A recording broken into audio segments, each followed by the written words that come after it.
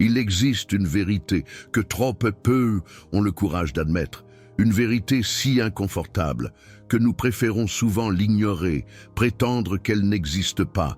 Mais Osho n'a jamais eu peur d'exposer ce que la société s'efforce de dissimuler. Et aujourd'hui, je vais partager avec vous quelque chose qui pourrait bien détruire certaines de vos illusions les plus tenaces concernant les personnes que vous chérissez le plus. Ces personnes les plus proches de vous, celles qui prétendent vous soutenir inconditionnellement, celles qui arborent un sourire bienveillant lorsque vous leur dévoilez vos projets, celles qui, d'après leur dire, souhaitent ardemment votre réussite.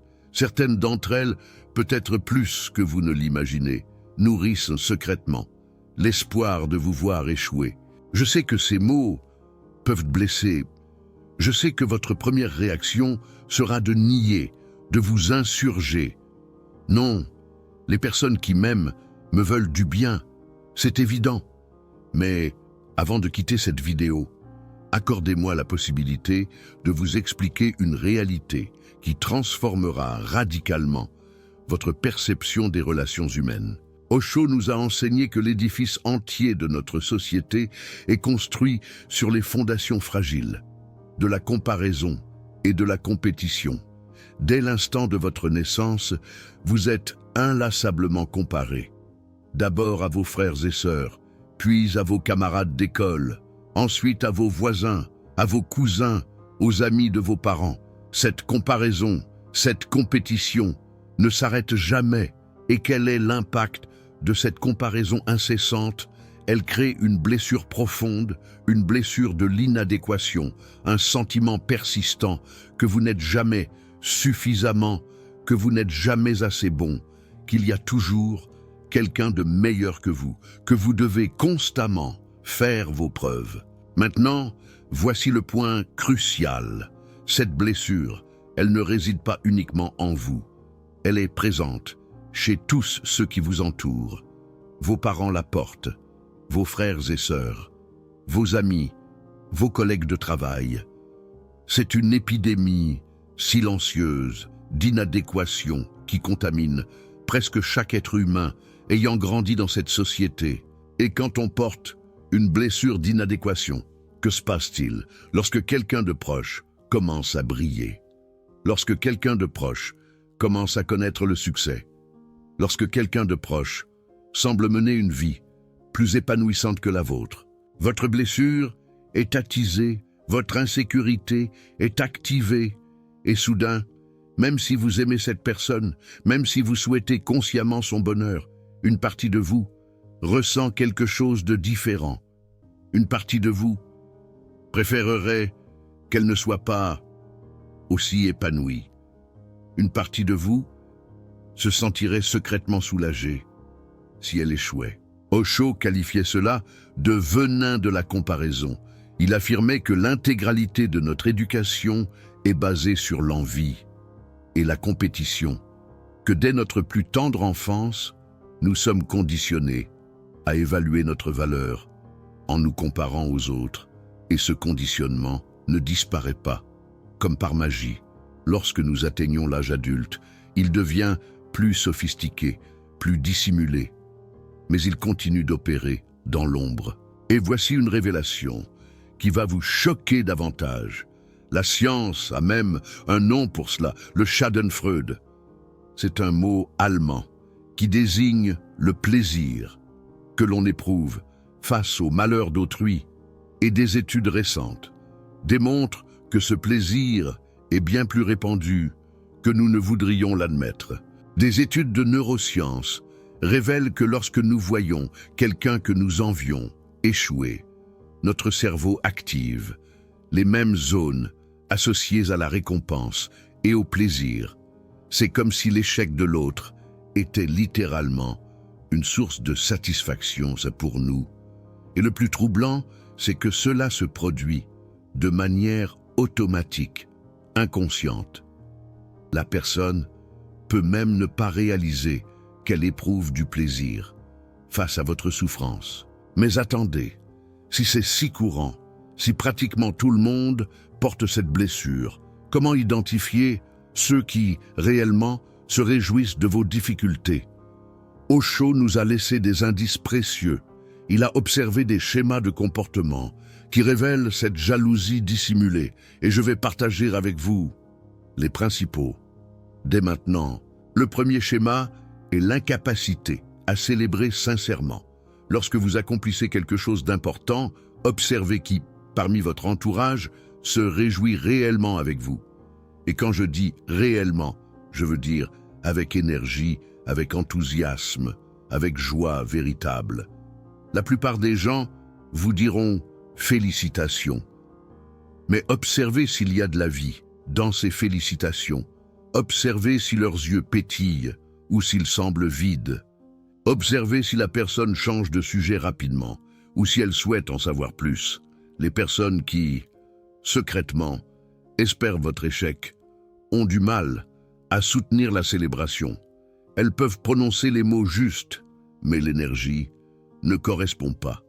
Et fréquemment, juste après les félicitations, arrive un commentaire qui minimise votre accomplissement. C'est bien que tu aies réussi, mais tu as eu de la chance. Félicitations, mais attention à ne pas t'emballer. C'est cool, mais Didier a fait quelque chose de similaire, plus rapidement. Le deuxième schéma est le conseil décourageant, déguisé en préoccupation. Lorsque vous partagez un rêve ou un projet, observez qui répond avec enthousiasme et qui répond avec toutes les raisons pour lesquelles vous devriez être prudent. Les personnes qui, secrètement, ne vous veulent pas du bien, adorent énumérer les risques, adorent mentionner tous ceux qui ont tenté et échoué, adorent semer des graines de doute tout en prétendant vous protéger. Elles diront des choses comme « je te dis ça parce que je me soucie de toi » ou « je ne veux pas que tu sois déçu ». Mais derrière ce masque de préoccupation se cache quelque chose de très différent. Il y a la crainte que vous réussissiez, il y a le malaise d'imaginer votre succès, tandis qu'elle demeure stagnante. Osho disait que les personnes qui vous aiment vraiment ne cherchent pas à vous protéger de la vie. Elles vous encouragent à vivre pleinement. Elles ont confiance en votre capacité à gérer les conséquences. Elles célèbrent votre courage, même lorsqu'elles ne sont pas d'accord avec vos choix. Le troisième schéma est la compétition voilée. Observez si certaines personnes de votre entourage ont toujours besoin d'avoir quelque chose de mieux ou de plus grand que vous. Si vous achetez une voiture, elles doivent commenter leur propre voiture. Si vous voyagez, elles doivent raconter le voyage qu'elles ont fait. Si vous avez une réussite professionnelle, elles doivent mentionner leur propre réalisation. Ce n'est pas simplement une conversation banale, c'est un besoin compulsif de ne pas être laissé pour compte, de ne pas vous laisser briller seul, de toujours équilibrer la balance pour que vous ne sembliez jamais être en tête. Osho qualifiait cela de course vers la tombe. Il disait que la société a créé une compétition sans fin où chacun court en essayant d'être meilleur que l'autre, sans réaliser que cette course n'a pas de ligne d'arrivée. Vous ne serez jamais suffisamment bon tant que vous vous comparerez. Il y aura toujours quelqu'un avec plus d'argent, plus de succès, plus de reconnaissance. Et vous passerez votre vie entière à courir après quelque chose, qui ne peut être atteint. Et les personnes autour de vous, prises dans la même course, ne peuvent pas vous voir progresser, sans sentir qu'elles sont laissées pour compte. Même si logiquement, votre succès ne leur enlève rien, émotionnellement, c'est comme si c'était le cas. Parce que dans l'esprit compétitif, le monde est un jeu à somme nulle. Si vous gagnez, quelqu'un doit perdre. Si vous montez, quelqu'un doit descendre. Le quatrième schéma, et peut-être le plus douloureux, est la présence sélective. Observez qui est présent lors de vos défaites et qui est présent lors de vos victoires. Les personnes qui, secrètement, vous veulent du mal, apparaissent fréquemment pour vous réconforter lorsque vous échouez. Elles appellent, elles rendent visite, elles offrent une épaule pour pleurer. Mais lors de vos victoires, ils sont occupés, ils ne peuvent pas venir, ils découvrent votre succès des jours après. Pourquoi ? Parce que votre échec ne menace pas leur image d'eux-mêmes, votre échec les fait même se sentir mieux, mais votre succès est inconfortable. Votre succès expose leur stagnation. Votre succès est un miroir dans lequel ils préfèrent ne pas se regarder. Et il existe un 5e schéma que peu mentionnent, c'est le saboteur déguisé en conseiller. Cette personne ne se contente pas de décourager vos projets. Elle suggère activement des chemins qui mènent à l'échec. Elle recommande de mauvaises décisions. Elle omet des informations importantes. Tout cela en gardant l'apparence de vouloir aider. Ça peut être ce parent qui vous recommande pour un poste qu'il sait inadapté pour vous. Ça peut être cet ami qui vous présente à des personnes dont il sait qu'elles vont vous nuire. Ça peut être ce collègue qui oublie de vous avertir de délais importants, toujours avec une excuse plausible, toujours l'air innocent. Osho disait que l'ombre humaine est incroyablement créative. Elle trouve des façons sophistiquées de s'exprimer sans jamais admettre ce qu'elle fait réellement. Et plus la personne est intelligente, plus ses stratégies de sabotage inconscient sont élaborées. Maintenant, avant de vous mettre à couper les ponts et à accuser tout le monde d'envie, laissez-moi vous parler de l'autre côté de cette pièce. Le côté qu'Osho considérait comme encore plus important. La vérité est que vous aussi, vous le faites probablement, pas intentionnellement, pas consciemment, mais la même blessure de comparaison qui existe chez les autres existe aussi en vous. Et si vous êtes brutalement honnête avec vous-même, vous trouverez des moments où le succès de quelqu'un de proche vous a dérangé. Des moments où vous avez ressenti un soulagement subtil quand quelqu'un a échoué. Des moments où vous avez minimisé les réalisations des autres pour vous sentir mieux. Osho ne nous laissait jamais seulement pointer du doigt vers l'extérieur. Il nous forçait toujours à regarder à l'intérieur. Parce que la véritable transformation ne vient pas d'identifier des ennemis extérieurs. Elle vient de reconnaître les ombres intérieures. Et voici le paradoxe libérateur. Quand vous reconnaissez cette ombre en vous-même, quand vous admettez que vous aussi, vous portez cette blessure de comparaison, quelque chose change. Vous arrêtez de vous sentir victime des autres. Vous comprenez que nous sommes tous piégés dans le même jeu. Nous avons tous été conditionnés par le même système. Nous portons tous la même maladie collective. Et avec cette compréhension vient la compassion. Pas la compassion comme la pitié, mais la compassion comme une compréhension profonde. Vous regardez cette personne qui se réjouit de vos malheurs et vous voyez sa blessure, vous voyez sa douleur, vous voyez comment elle a été blessée par le même système qui vous a blessé. Cela ne signifie pas que vous devez maintenir des relations toxiques. Cela ne signifie pas que vous devez ignorer les comportements destructeurs. Cela signifie simplement que vous pouvez vous protéger sans haïr. Vous pouvez vous éloigner sans ressentiment. Vous pouvez établir des limites sans déshumaniser l'autre. Mais ici surgit une question importante. Si presque tout le monde porte cette blessure, si la jalousie est pratiquement universelle, comment trouver des personnes qui se réjouissent vraiment pour vous? Osho avait une réponse intéressante à cela. Il disait que les personnes qui se réjouissent sincèrement pour vous sont celles qui ont déjà fait la paix avec leurs propres limitations. Ce sont des personnes qui ont trouvé une source interne de valeur et de signification. Ce sont des personnes qui ne dépendent pas de la comparaison pour se sentir bien avec elles-mêmes. Ces personnes existent. Elles sont plus rares.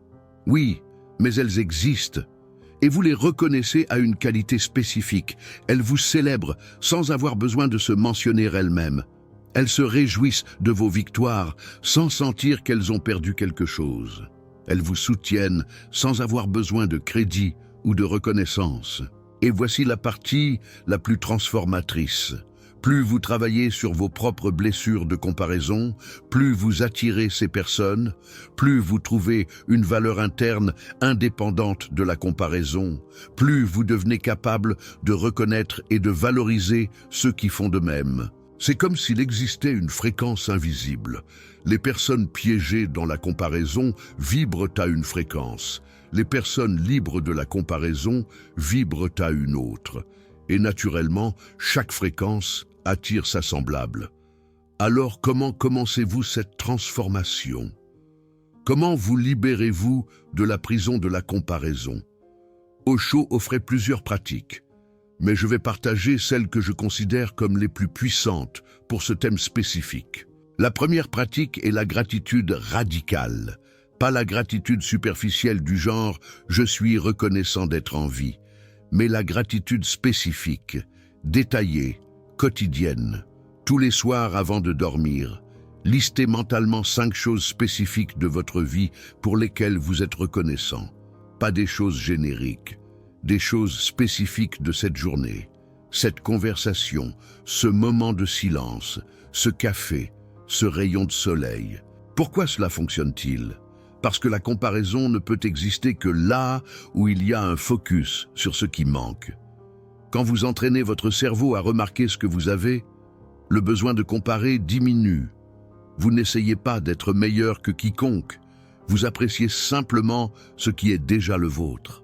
La deuxième pratique est ce que j'appelle la célébration vicariale. Chaque fois que vous sentez cette pointe d'envie quand quelqu'un de proche a du succès, au lieu de réprimer le sentiment, observez-le consciemment. Ne vous jugez pas pour ressentir, observez simplement. Et ensuite, faites un effort conscient pour célébrer genuinement. Envoyez un message de félicitations. Appelez, célébrez ensemble. Au début, cela va paraître forcé, et peut-être que ça le sera, mais avec le temps, quelque chose d'intéressant se produit. La célébration authentique commence à remplacer l'envie.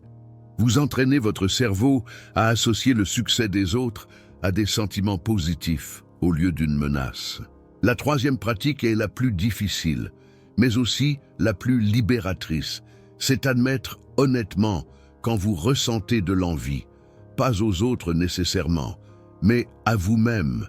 Quand cet ami réussit quelque chose que vous vouliez, au lieu de faire semblant d'être heureux en bouillant intérieurement, dites intérieurement « je ressens de l'envie ». C'est inconfortable, mais c'est humain. Cette admission honnête retire le pouvoir de l'envie, parce que ce qui alimente ce sentiment est justement la négation. Quand vous niez que vous ressentez de l'envie, quand vous faites semblant d'être au-dessus de ça, le sentiment va dans l'inconscient et de là, continue de vous influencer. Mais quand vous reconnaissez consciemment, vous gagnez du pouvoir sur lui. Osho disait que la conscience est le seul transformateur réel, que nous n'avons pas besoin de lutter contre nos sentiments négatifs. Nous avons seulement besoin de les éclairer avec la conscience. Et sous la lumière de la conscience, ils perdent de la force. Et il existe une quatrième pratique qu'Osho considérait comme fondamentale. C'est d'arrêter d'alimenter la comparaison. Cela signifie consciemment éviter les situations où la comparaison est stimulée. Les réseaux sociaux où les gens exhibent leurs vies éditées. Les conversations où le seul sujet est qui a plus ou moins. Les environnements où le statut est constamment mesuré. Il ne s'agit pas de vivre dans une bulle. Il s'agit de choisir consciemment où vous placez votre attention. Parce que votre attention est comme de l'eau pour les graines. Si vous arrosez constamment la graine de la comparaison, elle pousse. Si vous arrosez la graine de la gratitude et de l'acceptation de soi, celle-ci pousse à sa place. Osho était radical à ce sujet. Il disait que le premier pas pour se libérer est d'arrêter de participer au jeu, arrêter de compéter, arrêter de mesurer, arrêter de se comparer. Pas parce que vous êtes meilleur que les autres, mais parce que vous avez compris que ce jeu n'a pas de vainqueur. Il n'y a que des gens épuisés, courant sur un tapis roulant qui ne mène nulle part. Maintenant, laissez-moi aborder quelque chose que beaucoup de gens demandent. Que faire lorsque vous identifiez clairement que quelqu'un de proche complote contre vous? Faut-il couper la relation? Faut-il confronter? La réponse d'Osho était toujours contextuelle. Il n'existe pas de formule unique, mais il offrait quelques directives. Premièrement, Comprenez que confronter directement quelqu'un au sujet de l'envie fonctionne rarement. La plupart des gens vont nier véhémentement, vont s'offenser, vont vous accuser de paranoïa. Parce que, rappelez-vous, une grande partie de cette envie opère dans l'inconscient. La personne peut réellement ne pas avoir conscience de ce qu'elle ressent. Deuxièmement, évaluez l'importance de cette personne dans votre vie. Si c'est quelqu'un dont vous pouvez facilement vous éloigner, peut-être que le mieux est simplement de créer une distance. Pas besoin de drama, pas besoin d'explication. Laissez simplement la relation refroidir naturellement. Mais si c'est quelqu'un que vous ne pouvez pas ou ne voulez pas enlever de votre vie, un parent, un frère, un collègue de travail essentiel, alors la stratégie change. Dans ce cas, la pratique est la désidentification émotionnelle. Vous continuez d'interagir, vous continuez de maintenir la relation fonctionnelle, mais intérieurement, vous ne permettez pas que l'énergie négative de cette personne vous affecte. C'est comme porter une cape invisible. Vous êtes présent, mais protégé. Vous entendez les commentaires diminuants, mais ils ne pénètrent pas. Vous percevez les célébrations fausses, mais elles ne vous blessent plus, parce que vous avez compris l'origine. Vous savez que ce n'est pas à propos de vous, c'est à propos de la blessure que cette personne porte. Cela exige de la pratique. Au début, vous allez échouer de nombreuses fois. Vous allez vous prendre à ruminer sur ce que la personne a dit. Vous allez vous sentir blessé, malgré le fait de savoir que vous ne devriez pas. Quand cela arrive, ne vous critiquez pas. Observez simplement, apprenez et essayez de nouveau. Vous avez découvert aujourd'hui une vérité difficile. Vous avez découvert que tous ceux qui disent vous soutenir ne sont pas réellement derrière vous. Vous avez découvert les mécanismes psychologiques derrière cette dynamique douloureuse. Vous avez découvert que ce n'est pas de la paranoïa. C'est la réalité de la condition humaine dans une société basée sur la comparaison. Si ce contenu vous a aidé à comprendre des dynamiques qui avant semblaient confuses, vous pouvez soutenir ce travail grâce au Super Thanks. Cette chaîne existe pour révéler des vérités que beaucoup préfèrent cacher. Chaque soutien permet à plus de personnes de s'éveiller à ces réalités. Maintenant, revenons à ce qu'Osho considérait comme la solution définitive à ce problème. Il disait que tant que vous recherchez la validation externe, tant que votre sentiment de valeur dépend de la reconnaissance des autres, vous serez vulnérable. Vulnérable à l'envie d'autrui, vulnérable à votre propre envie, vulnérable à tout le jeu de comparaison que la société a créé. La vraie libération vient lorsque vous trouvez une source interne de valeur, quand vous savez qui vous êtes indépendamment de ce que les autres pensent, quand votre succès ne dépend pas d'applaudissements et votre échec ne dépend pas de critiques, quand vous arrivez à dire honnêtement « je suis en paix avec moi-même », indépendamment de ce qui se passe là dehors.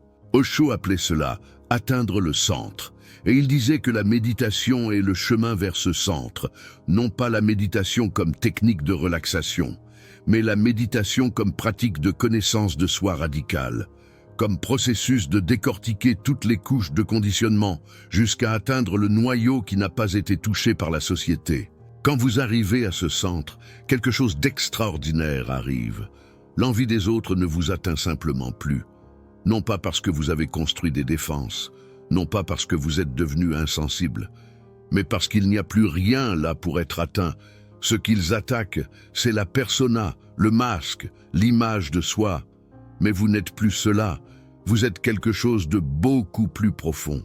Quelque chose qui ne peut pas être diminué par des mots ou blessé par des regards. Et paradoxalement, quand vous arrivez à cet état, vous vous libérez aussi de votre propre envie. Parce que l'envie ne peut exister que là où il y a identification avec l'ego, là où il y a sensation que vous êtes séparé, limité, en compétition. Quand cette identification se dissout, l'envie se dissout avec. Vous devenez comme un arbre qui donne des fruits sans se soucier de qui les cueille. Vous brillez sans avoir besoin que d'autres applaudissent. Vous célébrez les autres sans sentir que vous perdez quelque chose, parce que vous avez découvert que votre source est infinie, que votre valeur ne diminue pas quand un autre brille, qu'il existe de la place pour tous dans l'univers. Osho racontait une histoire à propos de deux moines. L'un d'eux était constamment envié par l'autre. Le moine envié réalisa cela, et au lieu de s'éloigner ou de confronter, il fit quelque chose de surprenant. À chaque fois qu'il avait une réussite, il attribuait publiquement une partie du mérite au moine envieux, disait qu'il avait appris quelque chose avec lui, qu'il avait été inspiré par lui. Au début, le moine envieux fut confus, ensuite méfiant. Mais avec le temps, quelque chose changea. L'envie commença à diminuer, parce que le moine envié avait retiré le combustible de la comparaison. Il avait refusé de participer au jeu de supériorité. Cette histoire illustre quelque chose qu'Osho répétait fréquemment. L'envie ne peut pas exister là où il n'y a pas de compétition. Si vous refusez de compéter, si vous refusez de prouver que vous êtes meilleur, si vous célébrez sincèrement les autres et reconnaissez leur contribution, vous enlevez le terrain où l'envie croît. Cela ne signifie pas être faux. Cela ne signifie pas feindre l'humilité. Cela signifie sincèrement comprendre que nous faisons tous partie de quelque chose de plus grand, que nos réussites ne sont jamais seulement les nôtres, qu'il y a toujours d'autres qui ont contribué, inspiré, rendu possible. C'est l'invitation d'Osho. Non seulement identifier qui complote contre vous, non seulement se protéger des envieux, mais transcender complètement le jeu, sortir de la roue de comparaison qui génère tant de souffrance. Trouver un lieu interne de paix qu'aucune envie externe ne peut perturber. Et avec cela, nous arrivons à la partie la plus importante de cette vidéo, la partie qui sépare celui qui a seulement regardé de celui qui va réellement utiliser cela pour transformer sa vie. Dans les 7 prochains jours, je propose une expérience. Observez consciemment vos propres réactions quand des personnes proches ont du succès. Ne vous jugez pas. Observez simplement, notez si nécessaire. Voyez avec honnêteté brutale où l'envie apparaît en vous. Et en même temps, observez les réactions des personnes autour de vous quand vous avez de petites victoires. Ne cherchez pas l'envie paranoïaquement. Observez simplement, avec une curiosité neutre. Voyez qui se réjouit sincèrement et qui semble mal à l'aise. À la fin de ces 7 jours, vous aurez une carte beaucoup plus claire, une carte de vos propres schémas, une carte des schémas des personnes qui vous entourent. Et avec cette carte, vous pourrez commencer à faire des choix plus conscients quant à l'endroit où investir votre énergie relationnelle. Dites-moi dans les commentaires si vous êtes prêt à faire cette expérience de 7 jours, et si vous avez déjà perçu des signes que certains de ceux que vous chérissez, secrètement, ne vous souhaitent pas que du bien. Partagez votre expérience. Votre histoire pourrait être exactement ce qu'une autre personne avait besoin d'entendre, pour enfin comprendre ce qui se passe autour d'elle. Je réponds à tous les commentaires dans les premières heures, et rappelez-vous, le but n'est pas de créer de la paranoïa, c'est de créer une conscience, parce que c'est seulement avec la conscience que vous pouvez choisir comment répondre, au lieu de simplement réagir automatiquement. Osho disait que la différence entre une personne ordinaire et une personne éveillée n'est pas que la personne éveillée ne ressent pas de choses négatives, c'est qu'elle voit ce qu'elle ressent. Elle observe sans se laisser entraîner. Elle choisit sa réponse au lieu d'être esclave des réactions automatiques. Aujourd'hui, vous avez fait un pas dans cette direction. Vous avez vu quelque chose qui était auparavant invisible. Maintenant, ce que vous faites avec cette vision dépend entièrement de vous. Le chemin de l'éveil n'est pas facile, mais c'est le seul chemin qui compte, vraiment. Et vous n'êtes pas seul sur ce chemin.